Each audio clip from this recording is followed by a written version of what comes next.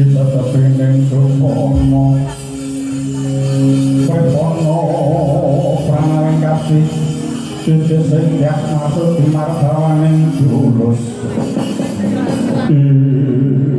kosek pandek disik dimoan Kyai Warko podo pas kadok di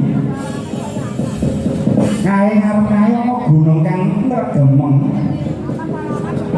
lho iki mriko pun harga menapa ora kae jenenge Gunung Setyapa.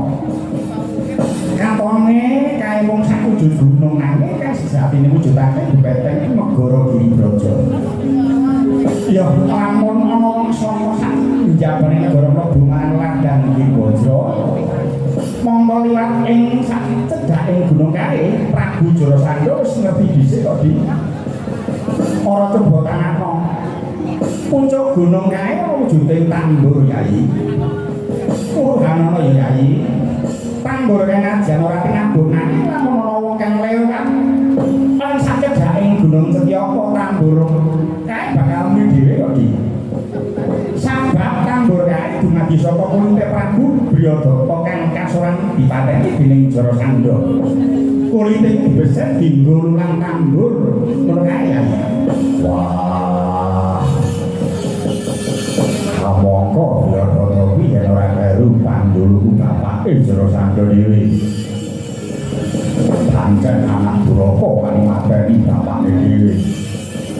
Bisa nganggo besar duit dienggo lulang tambur.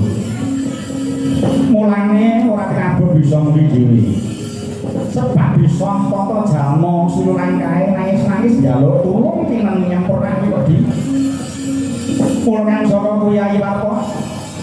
Tambur kae pasana jembare Yai. Kang bisa bisa bedah ulang tambur kae. Ateges yadi kejaba bisa nyampurake walulang Prabu Bryodata. Miras pantes ngruwat nami Prabu Bryodata. Uga bisa ngilangi tengara tumrap Prabu Jarasandha Yai. Lan para sangarjuna dasmulira kamanungsan. Kabeh bungsu apa kae mangono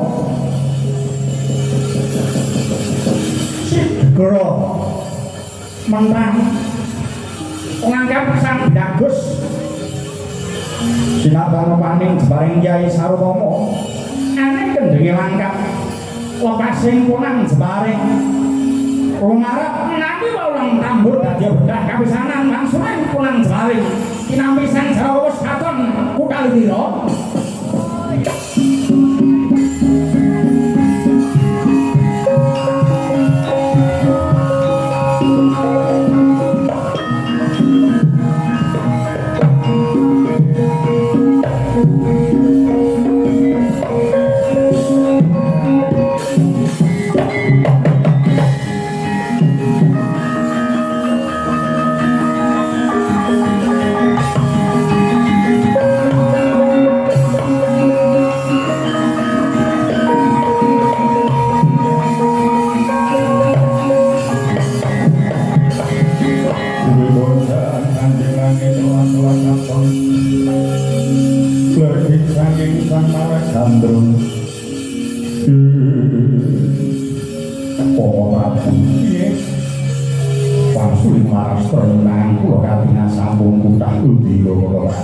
Ya, ini wis ora ana pengorongan nang Prabu Jarasandha.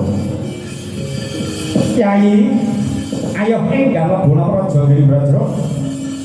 Tak jaluk sing dikudu saling busana kabrahmanan. Lan silih asma ya sabab Jarasandha kae najan watak angkara.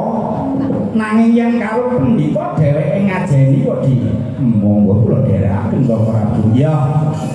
Supaya jana pekanku prapaku ngawe dhewe mlebu kraton. Ayo becike padha rasuk kaparane Brahmana.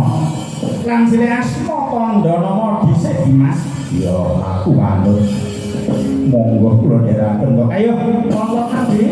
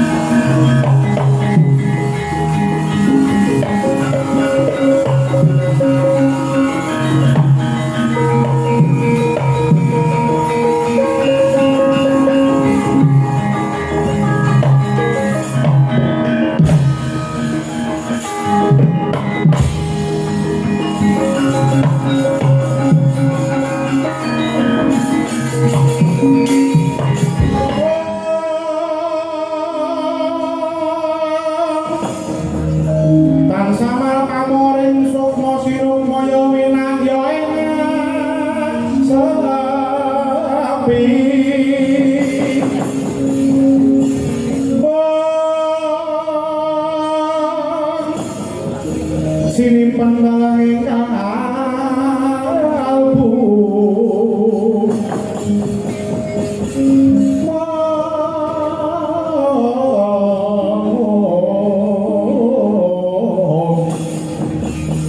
Silong moyo winang joinya sepi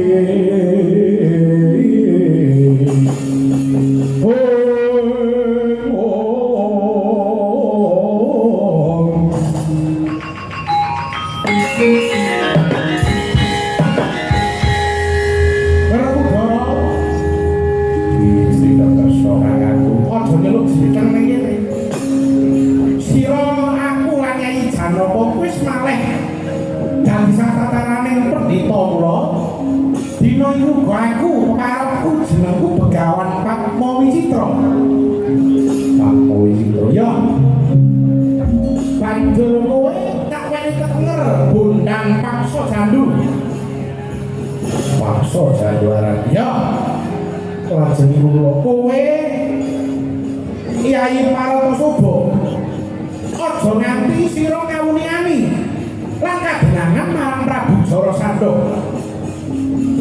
Digawe becik, yen ora kena gawe becik, gawe karang abang.